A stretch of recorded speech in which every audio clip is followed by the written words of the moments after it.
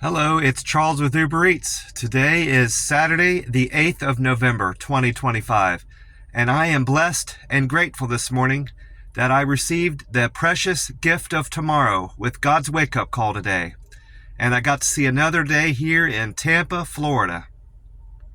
God is good, God is great, always. Amen to that. I'm sitting in the back parking lot of the McDonald's, just topped off my tank at the Circle K next door, and gas prices have went up a little bit, I believe.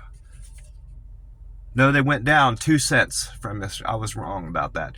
It was $2.79 yesterday at the Circle K, and this morning it's at $2.77, so it went down 2 cents from Friday morning. And according to Gas Buddy, the Florida state average has went down also 2 cents.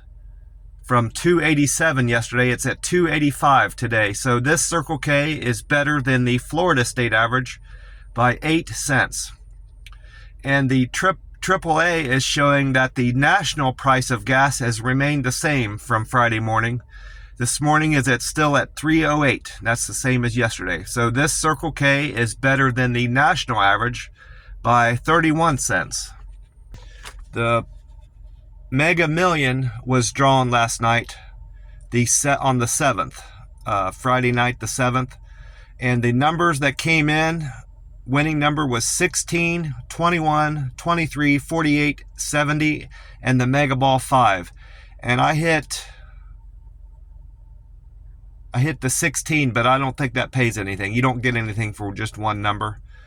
And no one hit the jackpot, so Tuesday night, the 11th of November, they're saying that the jackpot, the prize will be $900 million if you guess all the numbers in the Mega Million. And tonight is the drawing for the Powerball, and I've got a ticket played already for that. I played 14, 22, 25, 37, 49, and 23 for tonight's Powerball grand prize. I didn't get back to the camper last night in time to catch any of Paul Delicato's forecast or any of anybody. It's not necessarily just Paul. I've seen other forecasters on there, but generally it's always Paul speaking about the weather on Fox 13 Tampa Bay. But I got back too late to catch it anyway. In any event, but I checked out I checked out 2 YouTube pages. Fox 13 Tampa Bay, and I went to 10 Tampa Bay to find out about the weather today.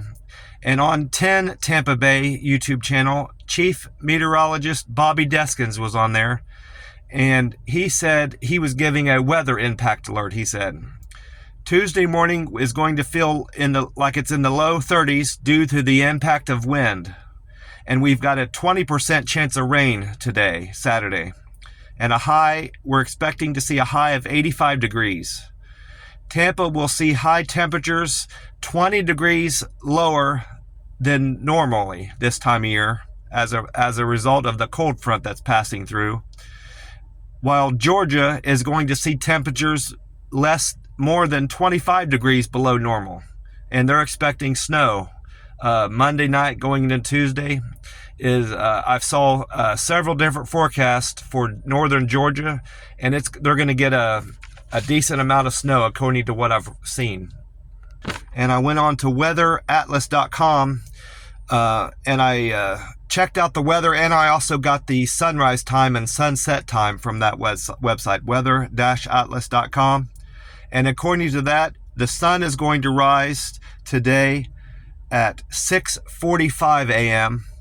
and the time right now is 4:16 a.m. So that means we've got 2 hours and 29 minutes until the sun comes up here in Tampa, Florida. And the sun will set tonight at 5:42 p.m. So we've got 10 hours and 57 minutes of daylight today in Tampa, Florida. And according to that website, Tampa will see a high temperature of 86 degrees and a low of 70 degrees. Partly cloudy skies with a 21% chance of rain. Scattered clouds will filter the sunlight but remain the day will remain bright overall in Tampa. Saturday temps will feel hotter than the predicted high of 86 degrees and more typical of October weather conditions than November. So it's generally warmer right now than it should be on average, according to weatheratlas.com. And I also checked out Fox 13 Tampa Bay YouTube. Jim Weber was on there. He said his forecast was rather brief. He said it's going to be 85 degree high temperature and a 70 degree low temperature today, Saturday the 8th of November. Partly sunny skies. And that's all I recall from his forecast. It was a stream.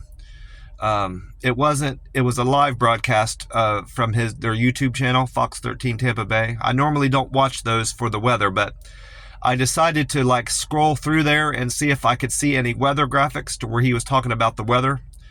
Because it was news, weather, and sports and all this stuff together. But I scrolled through, went across real quick to see if I could see any weather graphics, and there was a weather portion on there, so I stopped and just watched that part of the stream that Fox 13 Tampa Bay put up on YouTube. I grabbed this can out of the camper, the Monster Rehab Peach Tea. Revive, recover, and refresh, it says at the top of the can. And this can is dated, it has the code date of I-2512. So I is the 9th letter of the alphabet. So that means this can was made on September the 12th of this year. So it's a very new can. In 3 days, it'll be 2 months old. So it's not even 2 months old yet. So it's a very fresh can. Not that I'll be able to tell the difference between that and a can that's a year old, those green tea cans, but the important part is it's not expired yet. These cans are good for 2 years after the date.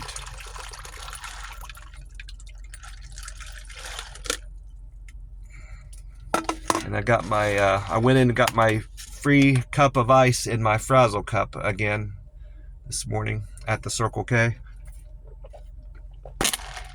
I didn't stay over there after I pumped my gas because it was quite busy. Prices aren't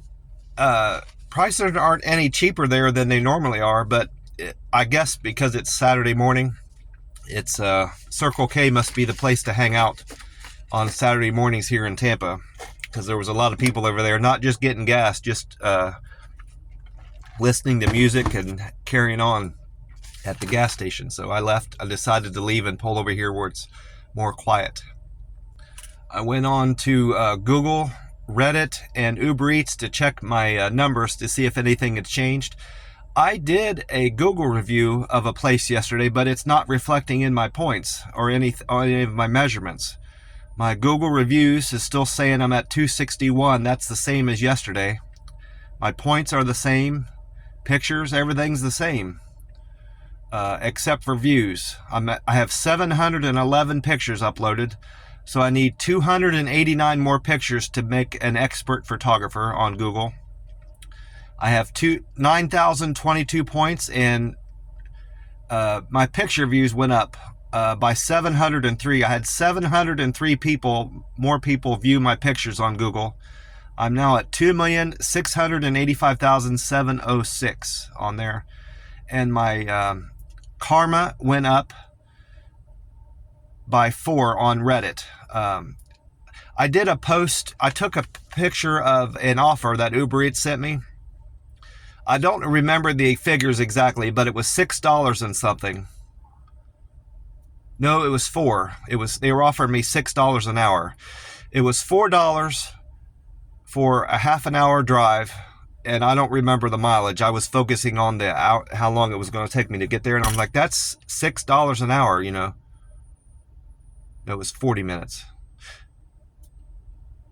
Anyway, I figured it out, and it would have been paying me $6 an hour, and it said it was an exclusive offer. Well, it occurred to me that wasn't even good pay like 30 years ago, 1995. That wouldn't have been generally good pay, So I made a comment reflecting that sentiment, and I took a screenshot of that offer, and I covered up the customer's information, the name of the restaurant, and I covered up everything that was pertinent, that wasn't pertinent to my point, and I that reflected in some good results from Reddit.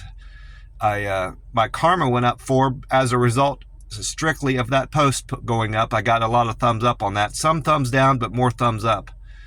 And my comments went from 349 to 350.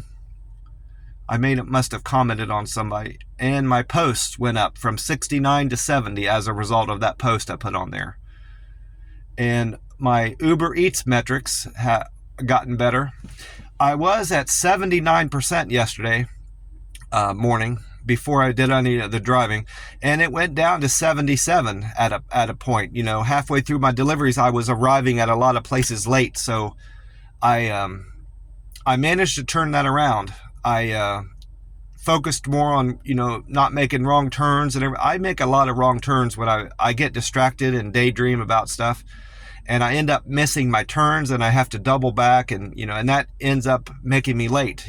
So I focused better on what I was doing the remainder of the day yesterday, and I got that 77 score to go back up to higher than it was yesterday, when I finished the day. So I ended up at 81%. So I'm back above my goal of 80% on-time deliveries.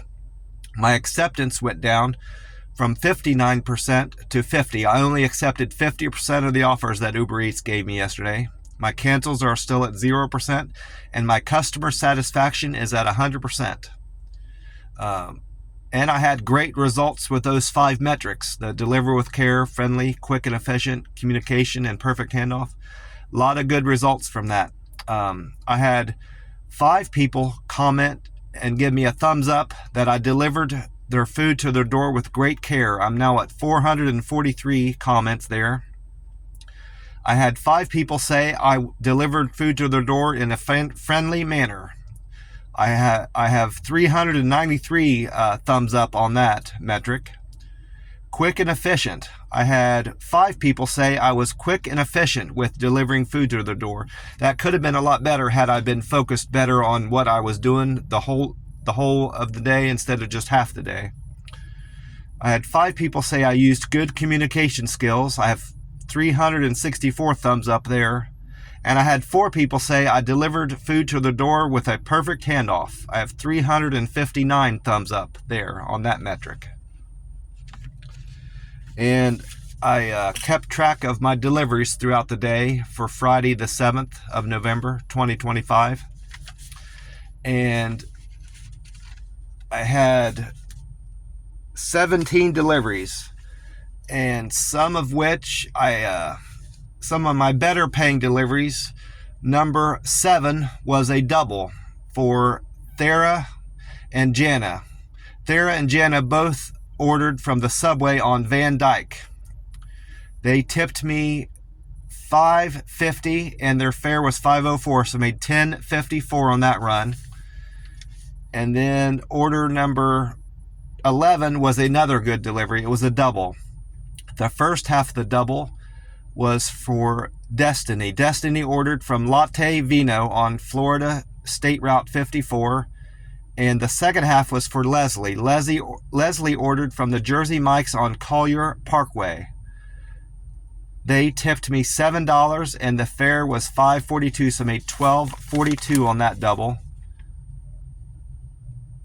And then another good one was number 13. Ended up being a triple, I believe. Roger, Carmel. No, it was just a double.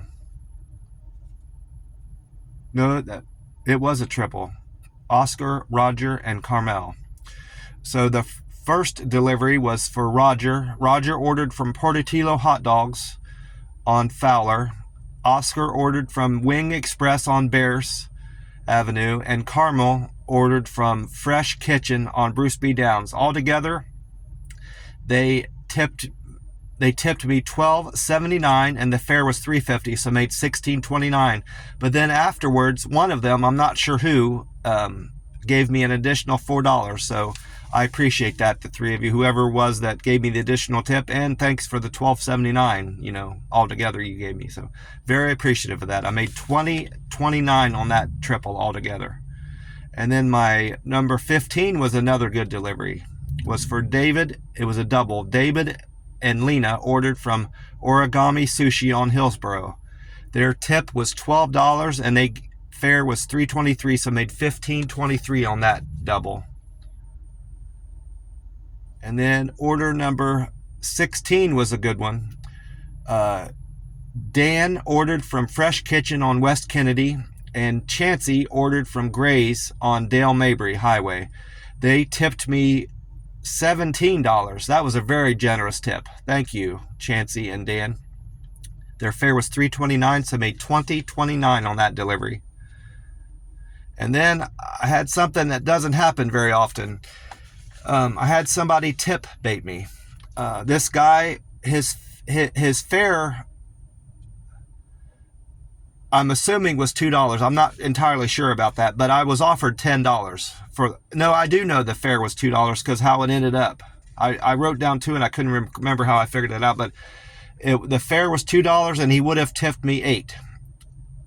And because I know I was getting a $10 offer for this delivery. Well, halfway through to his place, this was towards the end of the day, so I was better focused on what I was doing, not making any wrong turns or missing my turns, And halfway there, I'm making good time. I'm not going to be late. I'm actually running ahead of time. I was going to be there about 2 or 3 minutes early based on what Uber Eats was expecting.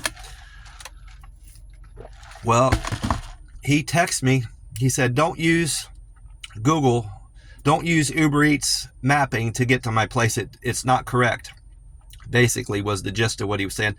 He gave me a website to copy down and paste in Google with a pen drop, and that was supposed to take me directly to where he was. Well, I did that. I've never done that before, but I managed to copy and paste that to Google, and it gave me directions. It mapped it, but I still relied on Uber Eats to get me close to his house, because it seemed I went to Uber Eats map and I expanded it out, how you can pinch the map and make it bigger.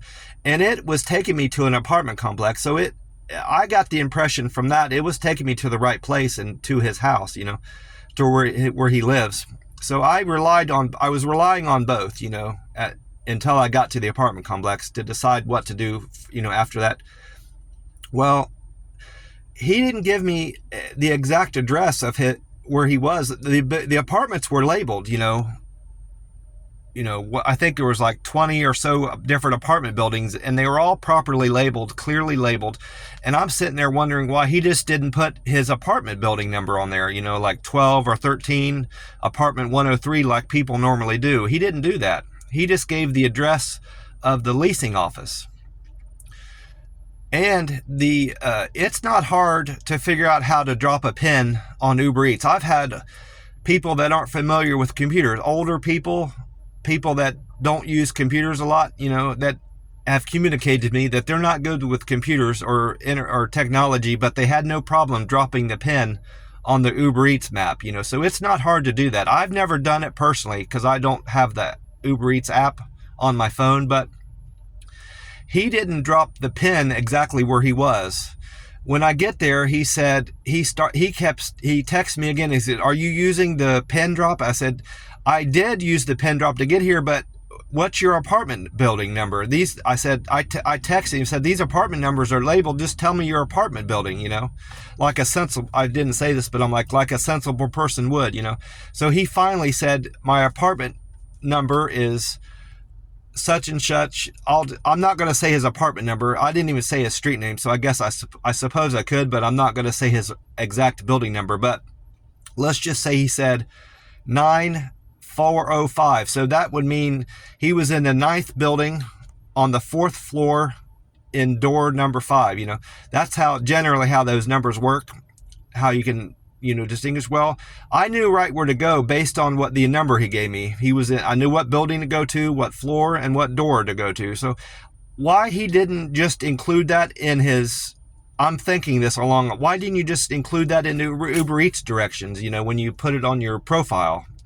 I would have had no trouble getting to your door, Well, I get there and I said, okay, I found your building, such and such. I'm walking up to your door. Well, he's out there, acting all weird, like he's looking for me.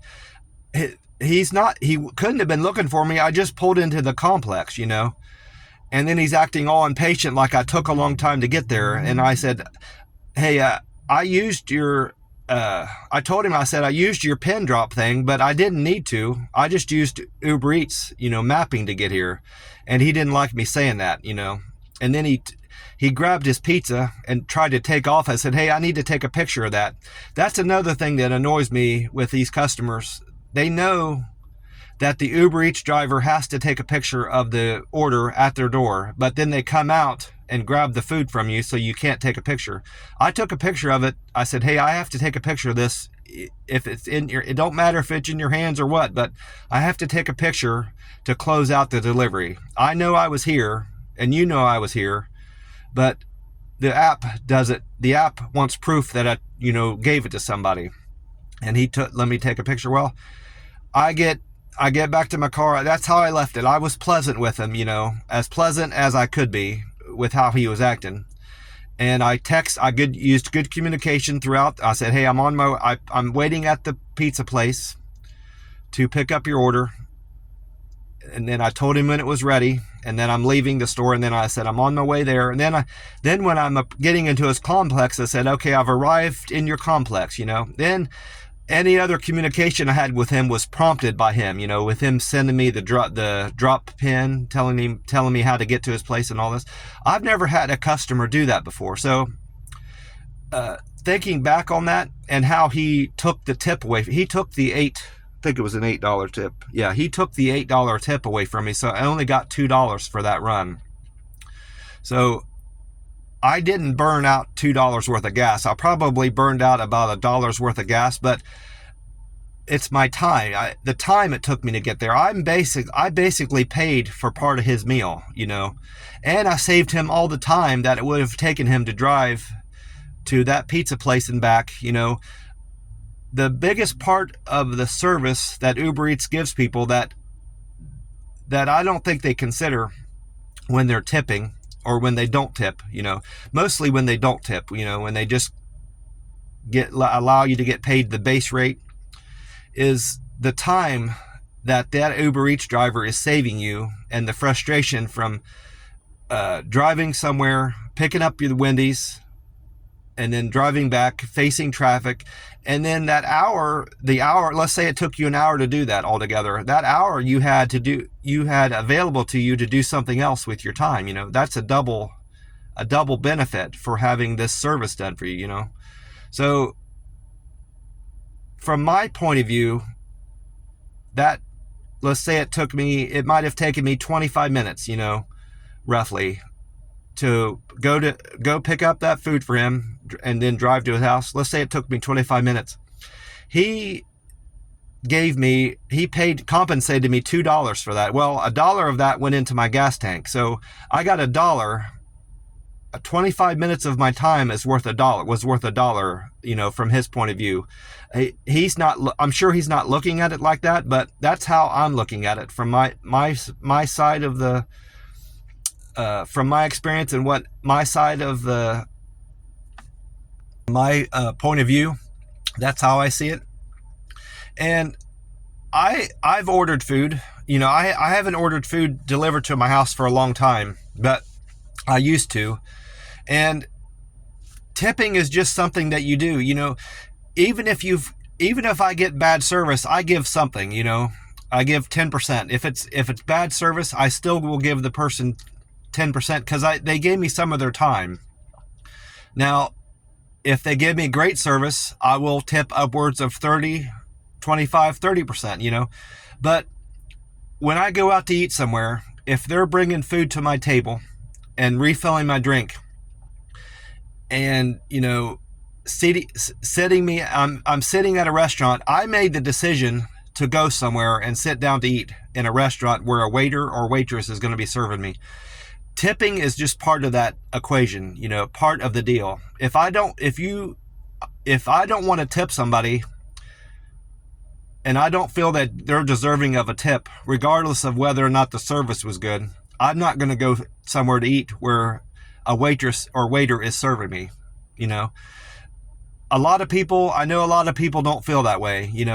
They feel that the restaurant establishment should be picking up that money that would be going to a tip. Well, you're going to be paying for that one way or the other, whether the restaurant is paying that waitress's wages or not, and covering the amount that they would be getting for the tip. That cost is going to be passed on to the food.